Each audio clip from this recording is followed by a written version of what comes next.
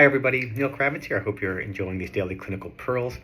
One of the biggest complaints or compliments a patient will have is that a staff member is too rough in the mouth or they are very gentle in the mouth. They are soft-handed or heavy-handed.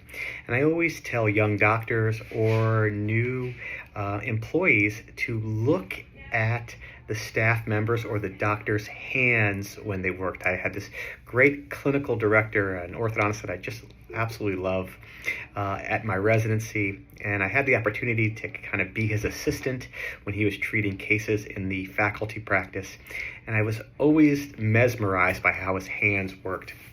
So one simple pearl that you can do or teach a young orthodontic technician is when they're working in the mouth, when they're putting on a elastic chain or a power chain or an O-ring, it's not pull. When they pull, the patient's head is going to keep moving, and that tugging is awful for patients. That happens when you are trying to insert a thick wire. The trick to that is obviously cut the wire at a bevel to slide it in, or not engage wires or not progress wires too quickly. But when you're putting on elastic ties, don't pull your mouth out. That's going to cause the patient to pull, and that's going to cause tooth sensitivity. It's also just a feeling that we don't want to have for our patients. And what you want to do is put all the pressure on your hands, none of them on their head or neck, and you want to just twist around the bracket.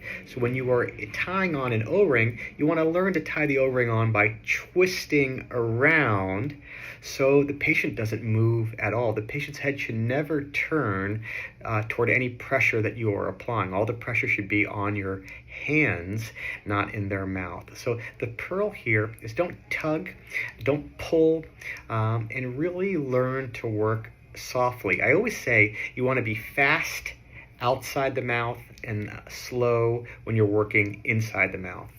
You want to be, a lot of times people are hurried inside the mouth, and what I want them to do is be moving quickly when they're in the bay, but when they sit down with the patient, I want their hands to be moving slowly. Do not tug the patient, and when they're placing these O-rings, twist their hands, twist their fingers, so all the pressure is on their wrist.